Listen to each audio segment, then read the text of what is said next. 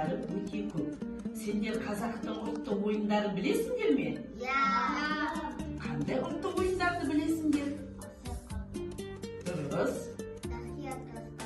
Өте керемет. Ал ендеше балалар, бәріміз бірге қазақтың ұлттық ойыны хан талапай ойынын ойнайық. Балалар, менің қолымда қоржын. Қоржынның ішінде асықтар бар.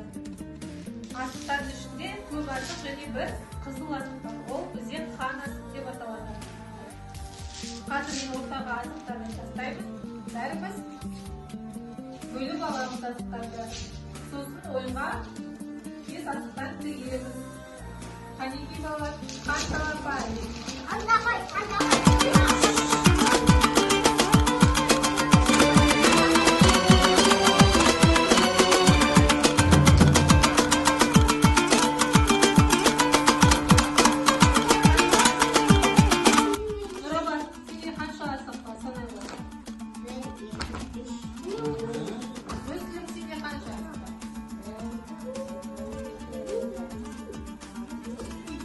Қанекей балалар, енді қолымыздағы асықты ойынға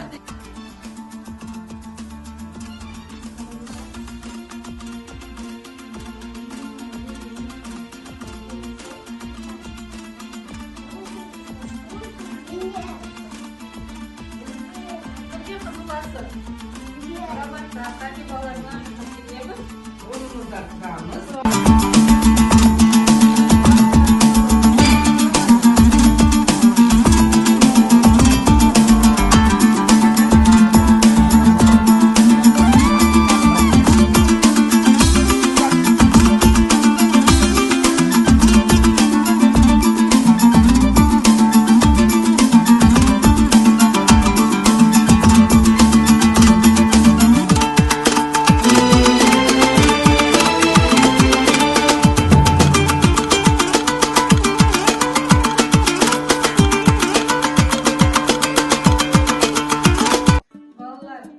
Қандай ұлттық ойын ойнадық?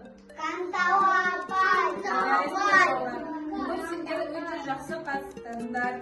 Осылай қазақтың ұлттық ойындарын дәріптей берейік.